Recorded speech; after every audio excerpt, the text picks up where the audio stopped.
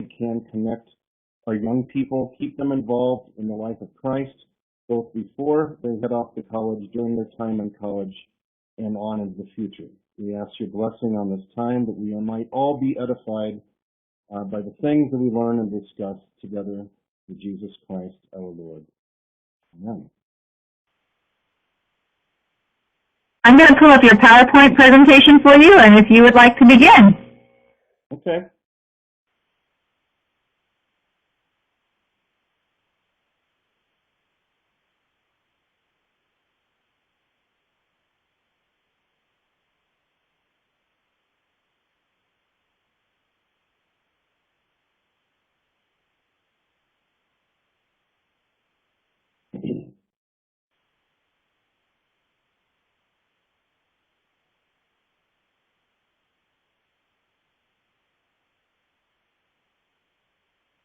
All right. Thanks, Amy. Appreciate that. Sorry you can't chime in, Todd.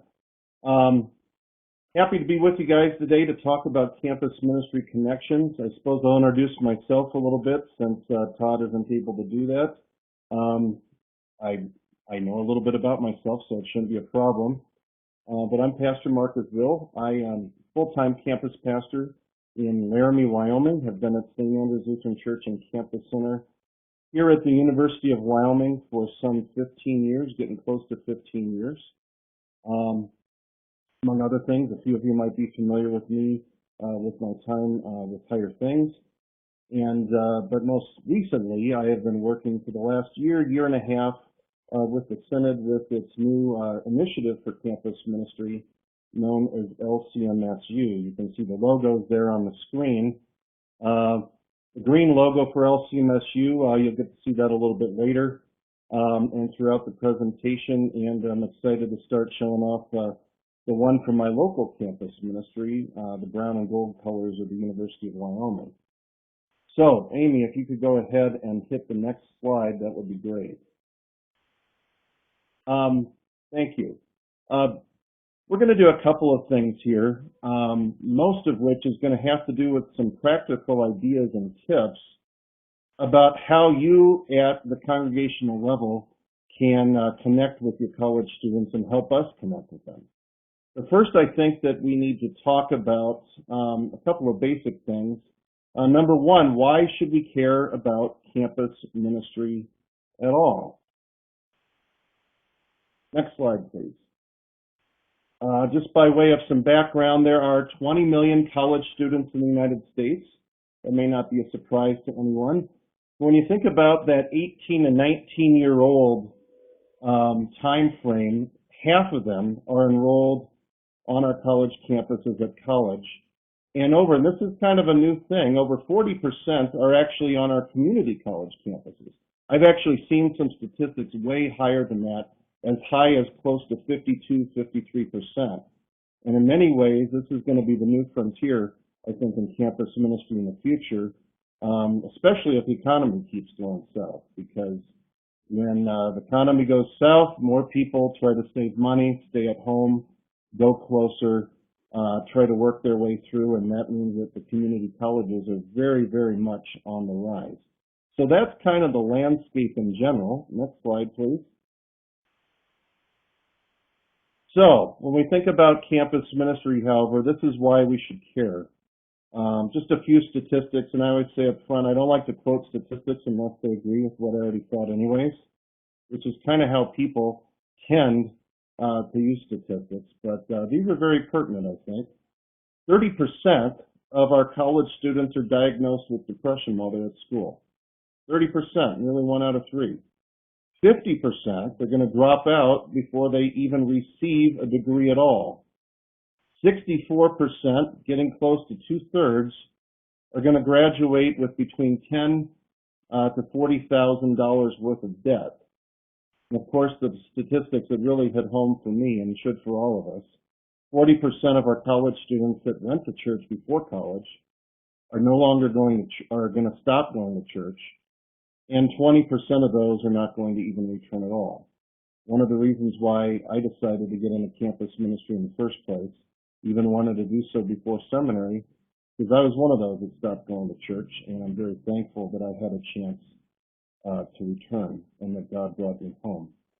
Of course, the number one statistic that's most important is that 100% of college students matter to God and to His church.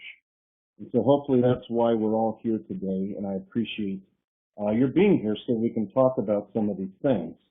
Because when you look at the next slide, the bottom line is that it really is about our youth and keeping them together in the life of the church. This is why I have to admit one of these is one of my students, Heather on the left and Bettina from the University of Colorado in Boulder. The folks down at Boulder are still upset with me that I forgot them in a certain way at our unwrapped conference, and so I wanted to make sure I put one of their own students in there to put a face to this a little bit. This is why we do what we do. It's for the sake of these young people and to keep them in the life of Christ and the church. Next slide, please. So, the big question is, well, what are our students really going to face when they go to college? A couple of things in this regard.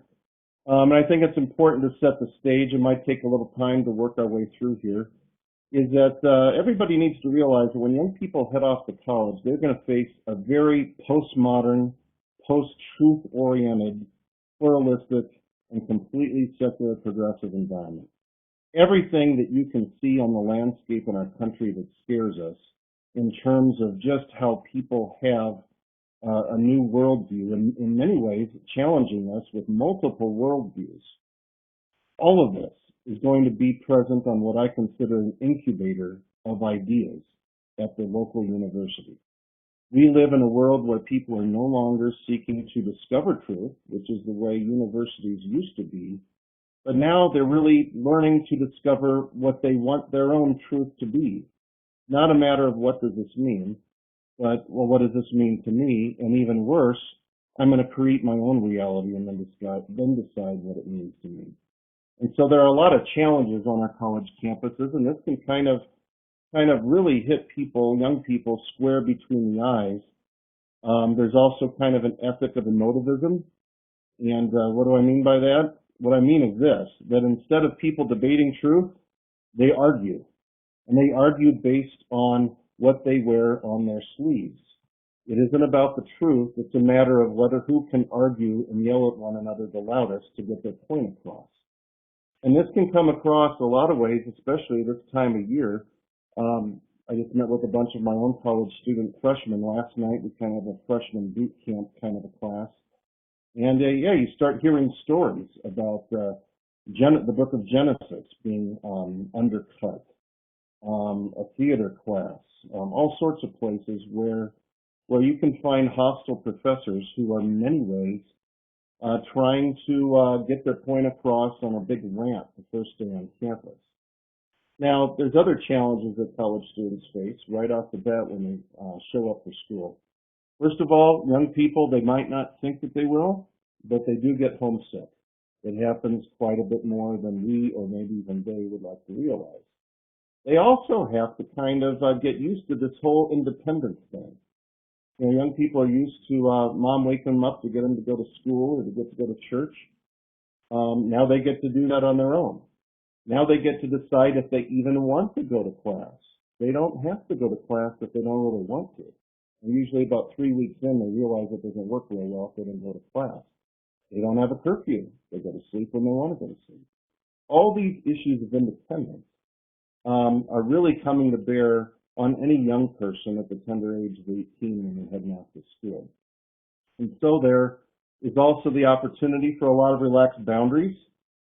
Before they were pushing their boundaries, seeing what mom and dad would perhaps allow them to do or get away with. Now they get to create their own, and their boundaries are relaxed. And of course, there's an awful lot of things that happen on a college campus that are really kind of in your face. And almost any campus pastor will tell you that right now that the homosexual agenda is just front and center absolutely everywhere. And that is something that we're going to really have to come to grips with as a church in terms of how we train our youth to be able to handle this and confess it. And of course, people think of movies like Animal House and the typical sorority and frat parties and all that kind of stuff. You have a lot of licentious behavior. Of course, it's not limited to colleges. Most of you probably now, if you've paid attention to all of the news, have heard all the discussion about the whole Miley Cyrus MTV Music Award thing the other night. And so, yeah, there is a good bit of degradation that happens on a college campus and drinking and all the different things that kind of go with it. So there are a lot of challenges, not just academic, but in terms of just how you live your life for the young person when they show up to college.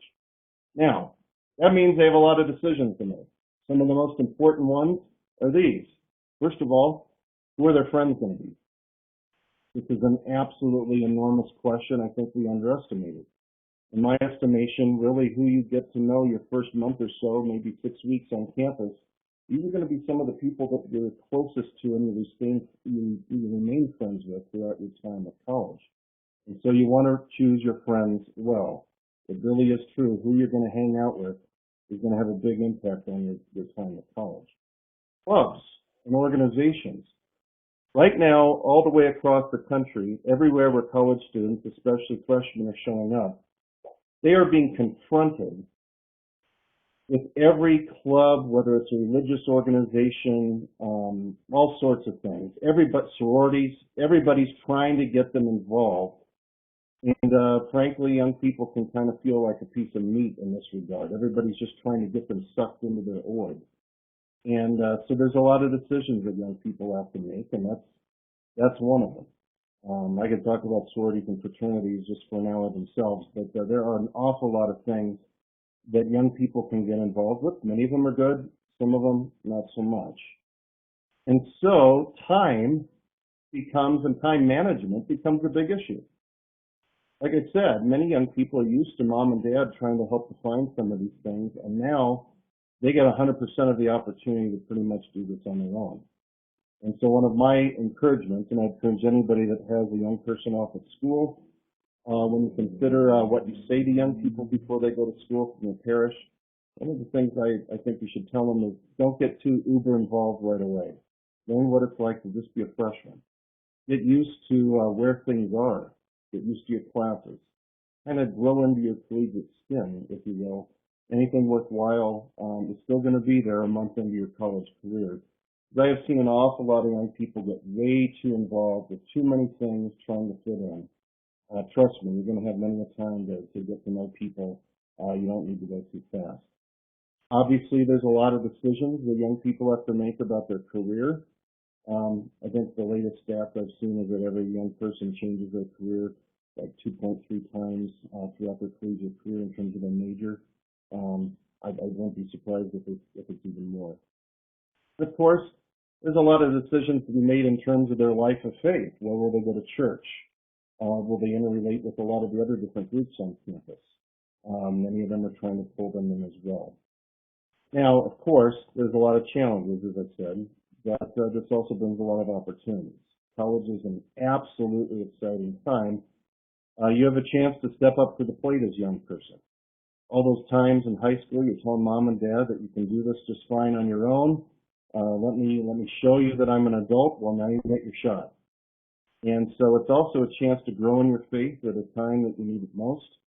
You have many opportunities to confess the faith and many opportunities to witness to your faith to those around you, whether it's international students, roommates, atheists, satanic groups on campus, you name it. There are many opportunities to witness to the faith as well. So that's kind of the landscape of the college campus. If we could move ahead to the next slide, that'd be great. Now, have Lutherans always been engaged in campus ministry, or is this a new thing? Next slide. Well, gee, I don't know. Maybe I'm a little biased, but it seems to me that since 1517, when Luther nailed those 95 theses on the door of the church at the University of Wittenberg, we have been engaged in campus ministry one way or the other. Those of us in campus ministry love to point out that Luther actually was a campus pastor. Now, fourth, got about 9 or 10 of these, and then hold on if you're wondering, hopefully we'll have about 15, 20 minutes left at the end for some questions. And so my hope as we go along here is that this kind of stimulates you with some questions along the way. Let's talk a little bit about what does campus ministry look like. Well, the first thing you got to realize, and I can't emphasize this enough, no two campus ministries look the same, just as no two congregations completely look the same. Before I became a campus pastor, I was in a rural parish, a dual parish in northeastern Montana, at two very, very different congregations. So every congregation is different, and every campus ministry is different too. Campus ministry comes in a variety of forms. You have full-time campus ministries, like I'm privileged to be able to serve at here at the University of Wyoming. I would say there's probably about 40 of those, maybe 45 within our synod right now. There are a lot of part-time congregations that make this an emphasis, that maybe they have a part-time person involved in it, 20 hours a week, a DCE that devotes some of their time to youth and a little bit to campus ministry. You also have congregations that are engaged in campus ministry. Districts are engaged directly in campus ministry, maybe through what many people would recognize as a preaching station. In my case, we are a congregation, but we're subsidized quite a bit by our district. And so there are a lot of partnerships that take place. So it looks a little bit different everywhere. No two campus ministries are the same. In some cases, you have circuit-wide campus ministries, multiple congregations that kind of can band together to try to do it. I'm of the opinion that the more the merrier, the more people that are interested and involved, the better. Some of our campus ministries are actually recognized service organizations of the Synod. And of course, we have campus ministries at our Concordias. We have 10 Concordias, and even though you think of the entirety of a Concordia, college or university as being campus ministry, they actually have their own chaplains. And so that's kind of the landscape of what campus ministry can look like. But again, I can't emphasize it enough. No two of them look exactly the same. We could move on, please. Thanks. So, and I think this is kind of getting to the meat of maybe why I was asked to come on and talk to you folks a little bit today. What is the role of the home congregation in campus ministry? What is their role? Well, first of all, I think it's important for us to realize, and I can't overstate this. Campus ministry is the responsibility of the entire church. For many years, we've kind of, most campus pastors would tell you this, we've kind of segregated it out. We've become very good at that as a church. Many times, a lot of the pastors, whether it's in my district or elsewhere, tend to kind of forget that the young people are heading off to church and they just kind of figure, well, the campus pastor down there will find them. Well, no, it's the responsibility of the entire church. And a congregation's concern for its own shouldn't end with confirmation in high school. Now, not that I'm saying that congregations are trying to do this, but I think we need to realize that young people start slipping away long before they show up at a place like where I'm privileged to serve. 15 years ago, I used to think my number one responsibility was just catching these young people before they got too involved with other stuff on campus. Now I'm actually concerned that they're slipping away long before they ever even show up here in Laramie, and I try to hunt them down. And so congregations need to realize that really a crucial period of time exists between when they're confirmed and when they head off to school. And chances are if a congregation loses track of their own kids when they're 10th, 11th, and 12th grade, they probably shouldn't be surprised if it's hard for us to find them on the college campus. Now, one of the foundational principles for those of us that are involved in helping to kind of put together LCMSU is that we believe that every congregation is a contact point for college students. There used to be a designation of contact congregations. We've actually gotten rid of that because we don't think it's very helpful. Basically, we have intentional congregations or campus ministries that are seeking to reach out to college students. But we ultimately believe that every congregation should have this as one of their goals because they are a contact point in one of two ways. Well, first of all, every congregation has young people who go off to college. Some of you are from really, really small rural congregations. Doesn't matter. At some point, you're going to have somebody that goes off to college.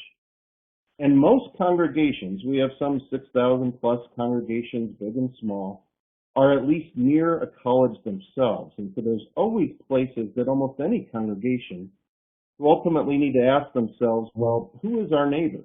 Chances are they can find out that there's a congregation or a college nearby that they could seek to reach out to.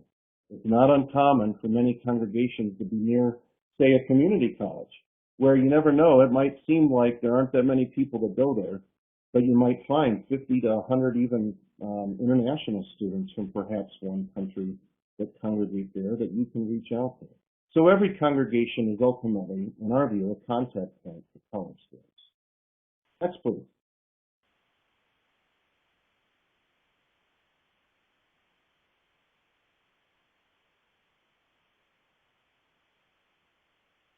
Can we get the next slide, Amy?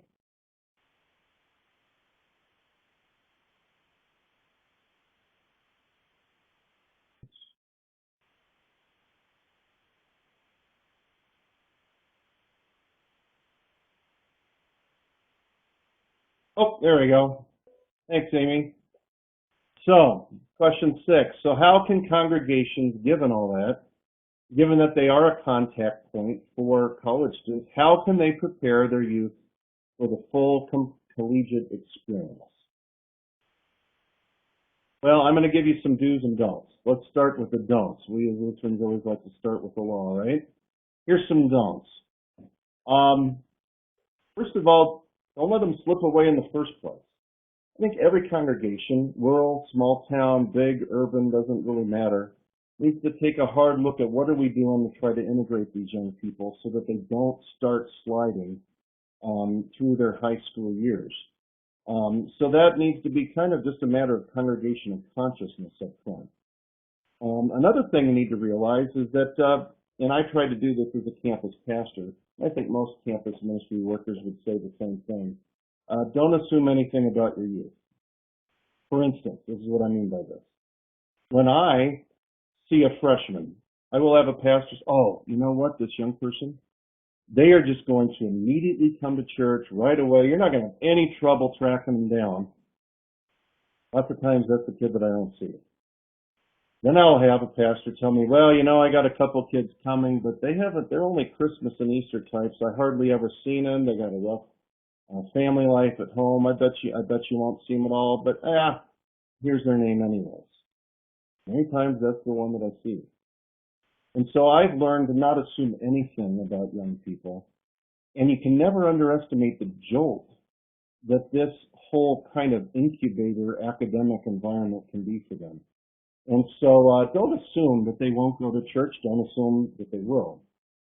I think it's important for every congregation, big or small, to not pit youth ministry versus the church. What do I mean by that? Well, sometimes I think we tend to segregate our kids out a little bit. And I know a lot of those of you from rural and small places, you're thinking, well, we don't have any youth at all. I don't think that's necessarily a bad thing. My congregation only has 2 youth that would fit the age group that we normally talk about with youth ministry, and they're both my own kids. And so it doesn't mean that there aren't things that you can do with young people. It just means that you have to do it a little bit differently. But we need to make them feel like they're a part of the greater church. And in a smaller environment, you have everything at your tool to do just that because you don't have as many people. So pay attention to them, involve them even more. Get them involved, get them something to do.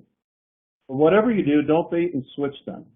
One of the things I think we can't do with our young people, and I've seen it with all these collegiate types that show up my way, is that for many years people are saying, well, you know, this is what youth ministry is, this is what you need to be doing during high school, and then you kind of show up and then you find out later that, well, the church looks way different than what you thought you experienced during high school.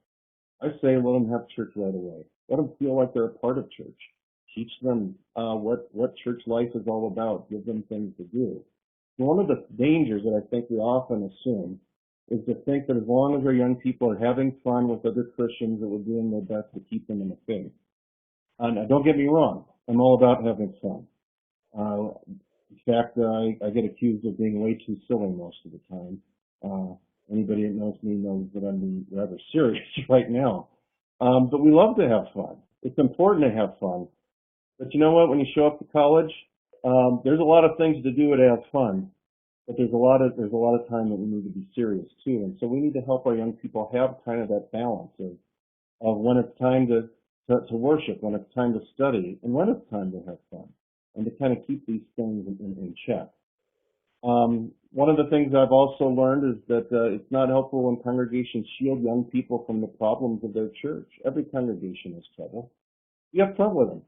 I'd say let your young people, let your high school students teach them about the finances of the church. Teach them when you have conflicts. Let them be a part of those decisions. Let them feel like it's for them and they really are a part of the church and all that it means. They all know that at home, their families aren't perfect. They look at other families and they think everybody else's family is perfect. But let's not kid them like our life in Christ at church is free from hardship. Let them be involved with the good and the bad. And in that regard, don't save the serious stuff for later. The sooner they're going to realize soon enough when they go off to college how tough college can be. So don't save the serious stuff for later. Get them engaged up front. So those are some don'ts. Now let's talk about some do's. What can we do?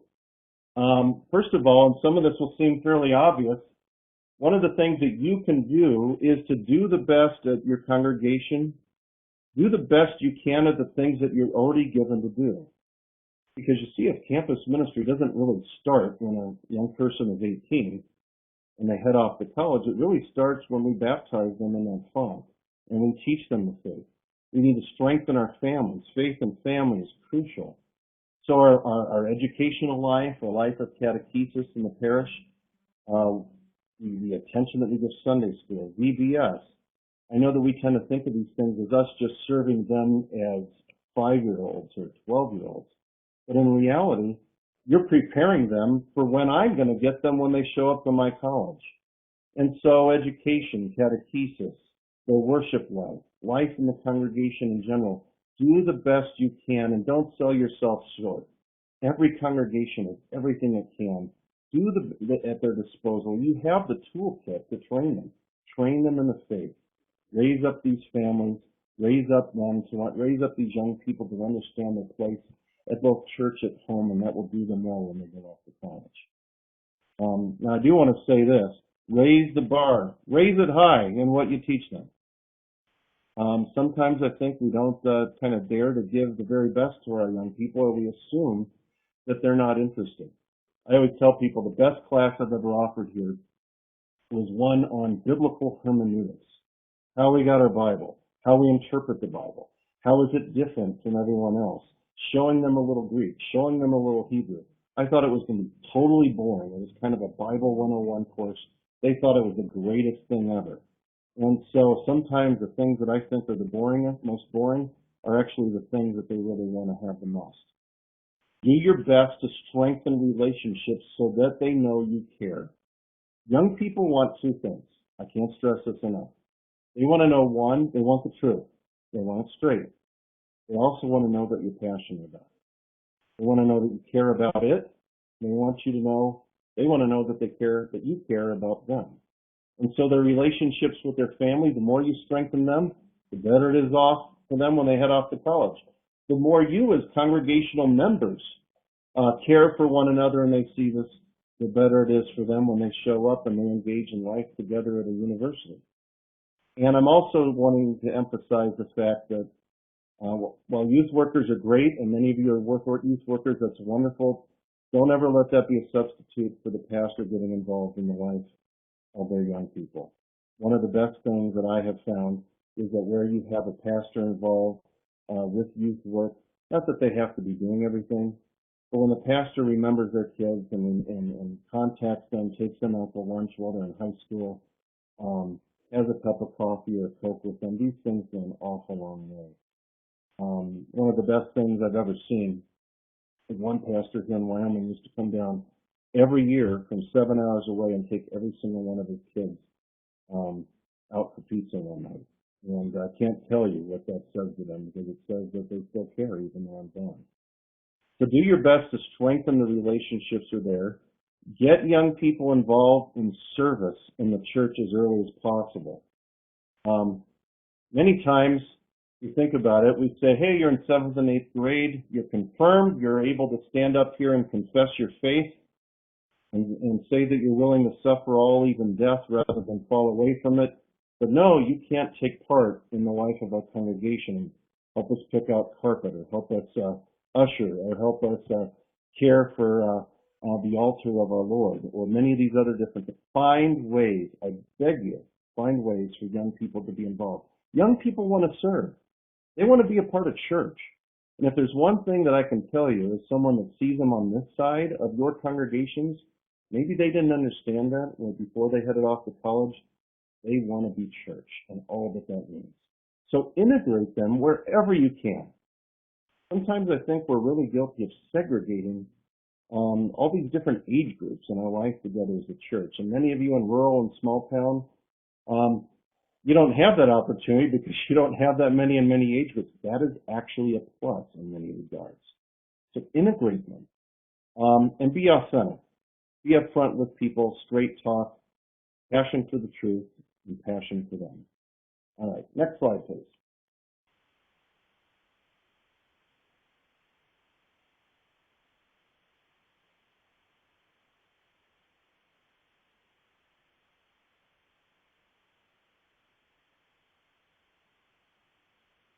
So those are some do's. Now let's take a look. There we are.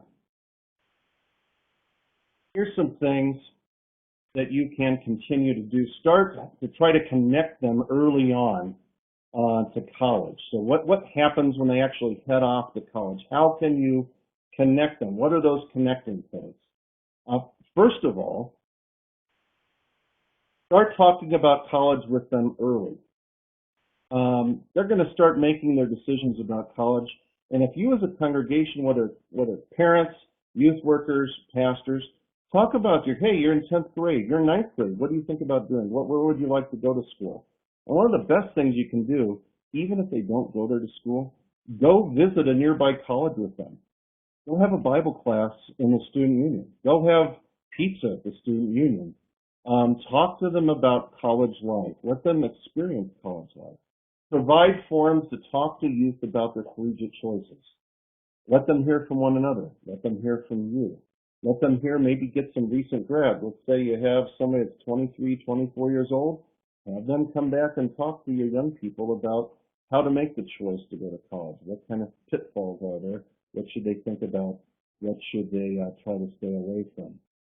Catechize them towards the issues that they will face on campus. I mentioned that the homosexual agenda is huge. We must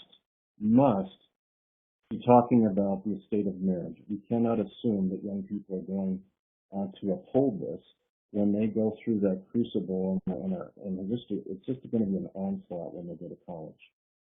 And not uncommon here at the University of Wyoming to see people wearing these buttons that say straight but not narrow. How do we tackle that as a church? Don't wait for them to show up when they're in college and talk about these things.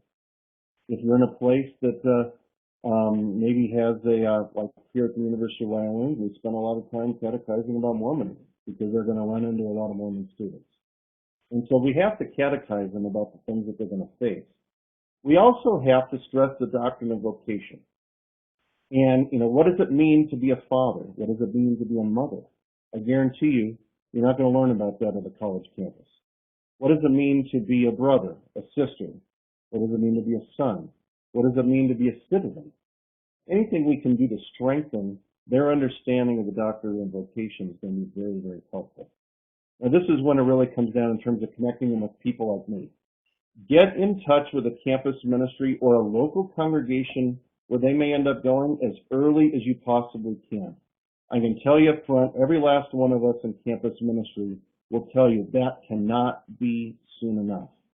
In fact, one of the things that we hope to do through LCMSU is starting to offer worldview boot camps for juniors in high school so we can get to know them and also have an opportunity to teach them about what they're going to face when they walk onto the campus. And then, and this is, I can't underscore this enough, go with them to that place, wherever it is. If it's a full-time, part-time campus ministry congregation, before college. Go there early. Get them familiar with it, and then go with them during college. All right, next. So, how can congregations kind of remain connected to their young people while they're at college and if and when they return? Next. As I just said, go with them to church right away. I always tell parents the best thing you can do is to actually show up to church the first couple of weeks. Usually parents come, they help drop them off. I can get people to help them move in. But the best thing you can do is to show up to church with them. It's going to seem weird. They're not used to going to church by themselves, sitting in a place where the pastor's different, the place is different, they don't know anybody. The best thing you can do is bring a little bit of familiarity with them, and that would be you. So go with them. And then plan trips periodically so you can continue to do so. I love it when I see parents that come in, they go to a football game on a Saturday or whatever, and stick around an extra night, come to church with their young person. Great stuff. Obviously, pray for them publicly, privately. And reminders from home, their church, their pastor, their youth worker are all huge. Care packages still work. Chocolate chip cookies are still in. Reminders from home are huge because they miss home. Maybe they didn't always appreciate it, but those anchors in their life might feel like they're missing. So anything you can do to remind them that you care is huge. Encourage members. Now this is kind of a novel idea, even if they're not the pastor, not a youth worker, maybe not the parent. But many of your people at congregations, they go to the college campuses. They go there to visit other people. Encourage them if there's a college student there to say, hey, you know what? My wife and I'd like to take you out to lunch. Would you be willing to, can we buy you lunch? Can we buy you a Coke? These things are huge for young people. And even if it doesn't work out, it says, hey, we care. Another way to get congregations involved in thinking about how to care for their own kids who are away for school is to find ways to care for other people's kids who might be going to college near where you live. One of the best things that I think that I've often encouraged people to do is that if your young person is away, if you have a son or a daughter who's away at college somewhere else, why don't you take it on yourself to volunteer to do stuff to be an adoptive parent for a college student from somewhere else that's nearby? Because who's going to know how to care for a young person more than somebody that misses their own kid? The other thing is find ways for young people to be involved when a home-owned church break. It goes without saying that convince your congregational members to notice them, to highlight the fact that, hey, Susan is back home from college. So wonderful to see you. Maybe give them an opportunity to talk about their experiences. Next, please. Now, how can congregations also help support those of us engaged in campus ministry? Next. Well, first of all, one of the ways that you can help us, so we can help you, is to hand the baton off to us. Get us the kids' names. We've got to have their names. Get us connected with them so that we can care for them. But also remember that you're still part of the relay team. Just because if you watch a relay race, just because the baton is handed off, it's not like the other guy hits the showers. We're all in this together. Support your local campus ministries, whether you have youth that go to that school or not. And remember just a couple of things. Campus ministry is no different than the ministry you're engaged in. Sometimes I'm blown away when people ask me, well, we don't know what to do. How do we reach out to college students? They're no different than anybody else. They're just a certain age. Perhaps campus ministry is just the ministry with perhaps a specific age group and under unique circumstances.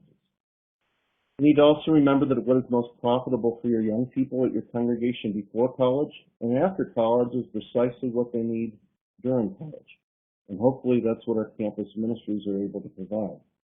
And keeping young people connected to Christ and the life of the church is as much a product of what takes place before they graduate from high school than after. So in reality, whatever you do as a congregation, even at the rural and small town level, you're preparing your young people for this transition when they They learn what it's like to be away from home and where they're confronted with the challenges and have the opportunities before them they go to college. And guarantee you, all of us in campus ministry want you to know that we're truly all in this together. We're partners in trying to keep our young people in the faith. Next slide, please.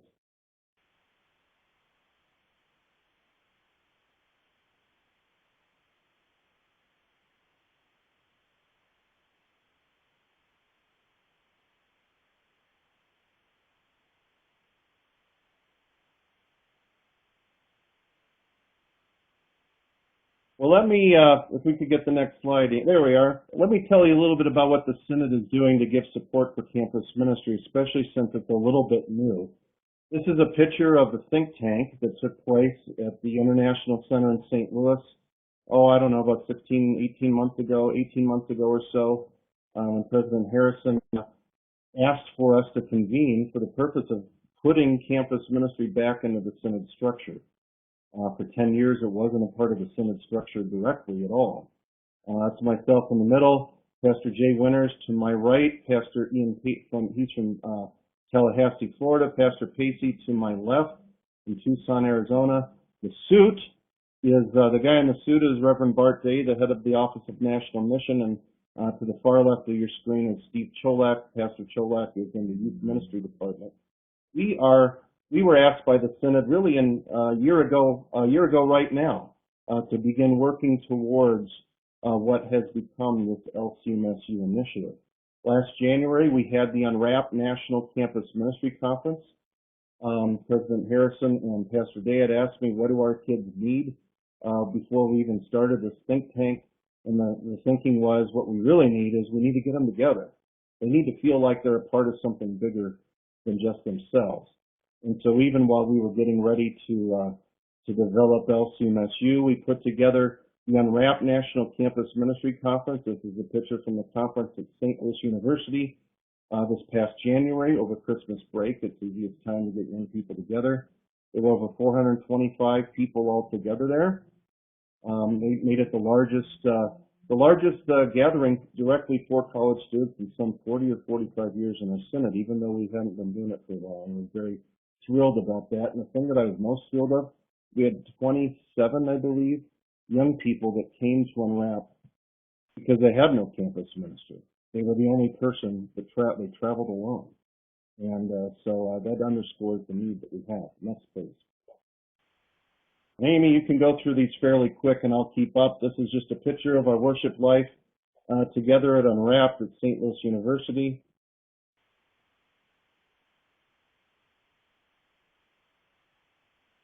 One of the things that was kind of fun at the hotel, we got together for Compline at night. We had 300 young people sitting together singing hymns late into the evening. President Harrison was involved. Of course, we left them, we unveiled the LCMSU logo and sent them home with care packages at the end of the conference.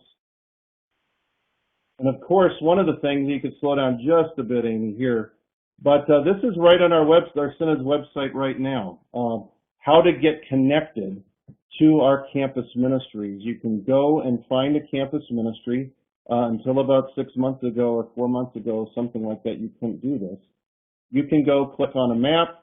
We also have Campus Link, which is a function where you can, if there isn't a campus ministry to be found, you can talk to one of my coordinators and myself so we can help get you connected. Next. These next two slides are just kind of some pictures of how it looks like when you go to these places. That's a picture of the map.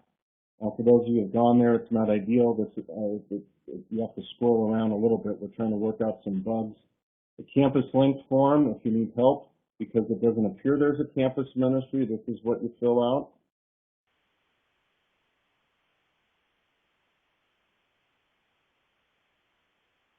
And of course, we were at the National Youth Gathering. We were at the Elder Mel Convention. We were at the Synodical Convention. So the Synod is really bringing this to bear and making this a rather big emphasis.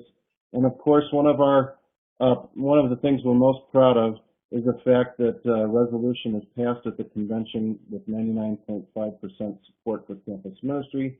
I think it's because people realize that college is tough. Our kids need Jesus, and the point is with LCMSU, is we're here to help, so that's why we're here. So that is really it. You can learn more about LCMSU at lcms.org/LCMSU. And with that, we got about 10 minutes left. If there are questions, I know maybe Todd, if he's not able to speak, you can feel free to type them, and I can try to field them if that's not possible. Happy to have your questions, whatever they might happen to be.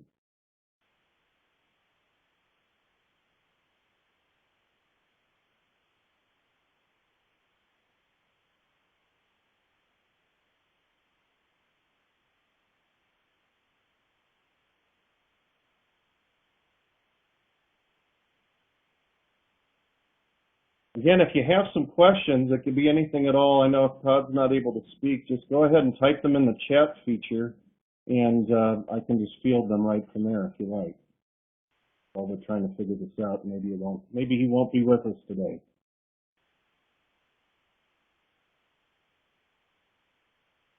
Any questions at all, anybody?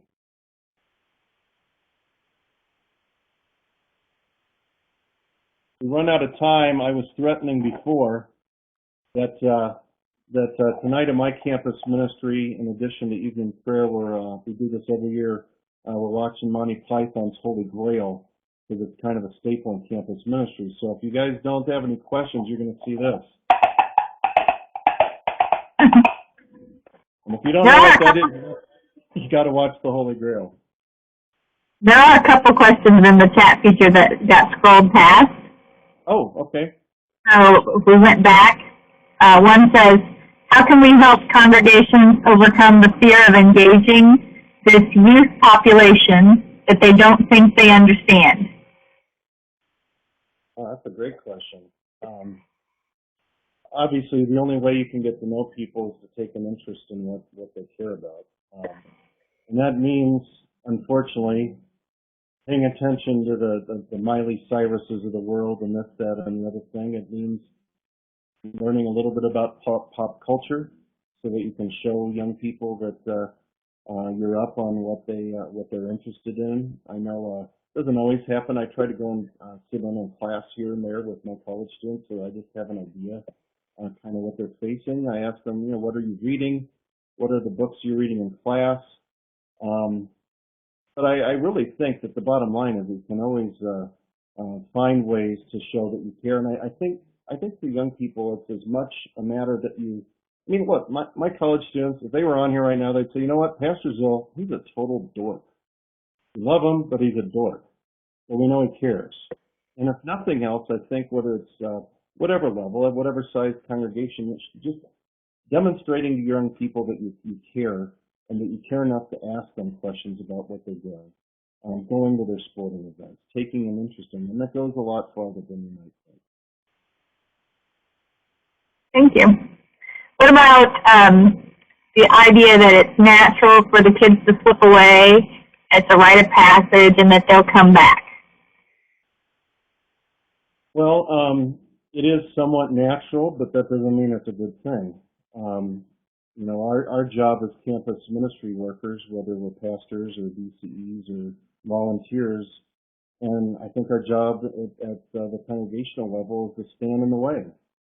I don't want anybody to. I slipped away for a while when I was going to college, and I'm the exception. I came back. God brought me back, and just because it's a natural thing to see happen, and young people see other people doing that, doesn't mean we want to let that be the norm.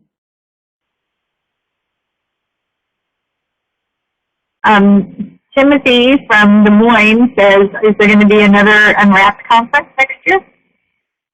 Well, that's a great question. We asked that question at the end of this Unwrapped conference, and everybody went, let's do it next year. And we thought about it. We wanted to do it. We were all jacked up on Mountain Dew to see it happen. And then when we had a chance to kind of come down from the mountain, we realized that there's a lot of under the hood stuff that we're trying to do to kind of build a network for campus ministry support in the Synod and under the hood. And so, in short, we took a year off. But the plan is to have another conference, not this coming December, but then the next one. And at that point, we're going to do them every year. And so we're going to actually start planning 2 conferences at the same time. One to take place about a year and 4 months from now, and one about 2 years and 4 months from now, so we can get even more people involved. Because one of the things with LCMSU is it's not about, my assistant coordinators and I, we have these fancy titles, but we're all full-time. We're full-time in campus ministry. Myself in Laramie, Wyoming, and then also in Tucson and Tallahassee. And so we can't do this ourselves. So it's taking a lot of work, a lot of things we'd like to do a little bit quicker. We wish we could have done another conference right away, but we decided that it would be better to build this the right way. Okay, so you'll have to make sure you let us know the dates when you do get it set. Oh, you'll know. Trust me, you'll know. Okay, well, let's see. Bradley from Grace LCMS in Storm Lake, Iowa says, there's an opportunity for their parish to be at the Plunge Orientation at BBQ Storm Lake. They can have a table that has their church info with Buena Vista theme colors, cookies, and sign-up sheets for the kids to come to a barbecue and special service on the 22nd of September. The chaplain there.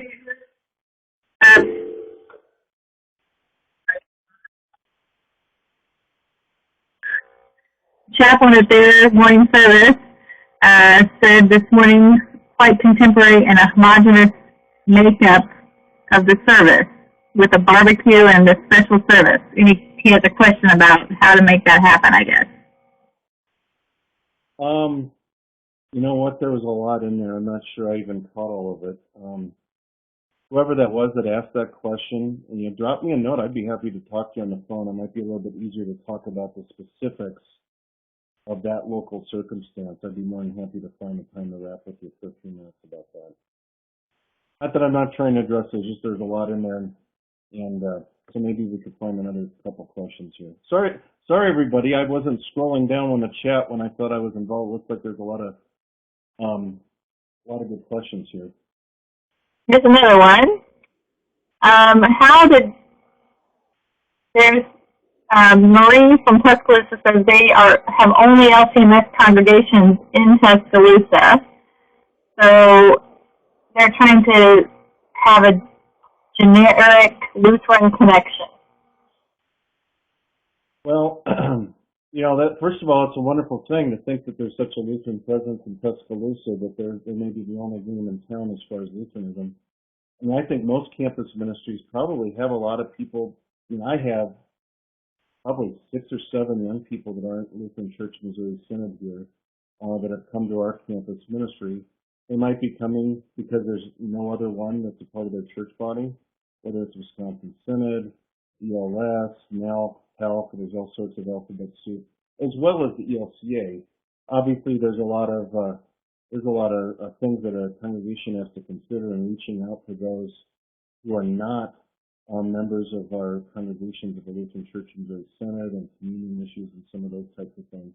I think that's a wonderful thing to have the opportunity to reach out to people from other Lutheran denominations, as well as people from all sorts of other denominations. It is not uncommon. I'd say probably a good 1/6 of everybody that I work with are not even Lutheran. And so there's plenty of opportunities. It's a jolt for our Lutheran kids. It's a jolt for non-Lutheran kids, too, when they come to campus. And so being there for all college students. So, one of the things that everybody's got to realize, and it doesn't matter if you're a full-time campus minister, or part-time, or just a congregation trying to reach out, you have to be on campus. You have to be on campus, and so that's where you really get to know people, and where they get to ask questions and you get to know them. And Andy from KFUO says community colleges are a very different beast. The students don't usually live on campus and move away from home, so it's easy for those students to become busy with their newfound freedom as a student. They're easily lost from the life of congregation. Any advice for the families and congregations with community college students? Yeah, I'm laughing not at the question. I'm laughing at all the Monty Python humor in the in the chat room there. That's great. Now, community college. I mean, there's a lot that could be said here. I mean, obviously, you have a couple things going against you. One, young people are living at home. Not that that's against the campus ministry attempt to outreach, but because they're not in the dorms, they're not on their own. They don't have as many needs in that regard.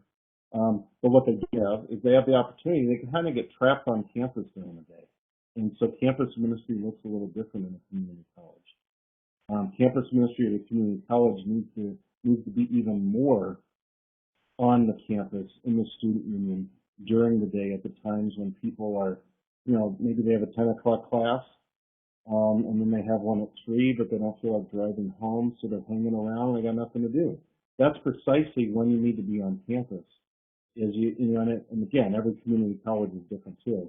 And so, and many of them are starting to get dorms too. So this is becoming, the more people are going to community colleges, the more that's changing.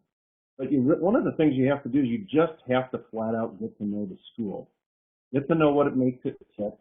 I always tell people, get to know what some of the other groups that might be doing campus ministry on campus are doing. Not so you can replicate it, because it might be really bad stuff. But you can at least learn what they've already learned about how to go about some of these things and what the pitfalls and opportunities are. But yeah, anything you can do to reach out to these community college kids. They often slip through the cracks even more. And then when they transfer to a college, they're not freshmen. Most colleges don't spend as much time trying to get them kind of feeling like they're part of the university because they're juniors or whatever. And so sometimes they can feel a little bit left out. We also have another question that says, any advice on how to promote the church as a higher priority among the busy youth and students with so many activities? Well, there's really no way to do this. Everybody that's engaged in youth ministry knows, and I have a 16-year-old, how busy life can get. And it seems like everything is working against you. But one of the things that and this is why I try to encourage young people and everybody, just encourage your young people when they go off to college. I try to encourage them not to join hardly anything their first month on campus. Just don't join anything. I won't even let freshmen get uber involved in the life of our campus ministry right away. There's a reason why they're called freshmen. Not because they need to be tormented because they're freshmen, but because they need to just be freshmen. They need to kind of have that time to transition. I see way too many people get so involved and they don't have time to even go to church. And ultimately, when it comes down to it, there's nothing more important than hearing God's word and receiving Christ's gifts. So all we can do is encourage people to simplify their lives. Sometimes we in campus ministry can offer so many things that we don't encourage that either because it's just there's stuff all the time. So back to the basics for everybody, I think is wanted. Hey, before we leave, and I'm happy to take a few more questions. I feel guilty. Reverend Marty Marks, Northern Illinois University. I mentioned that the Blue Ninja would be here.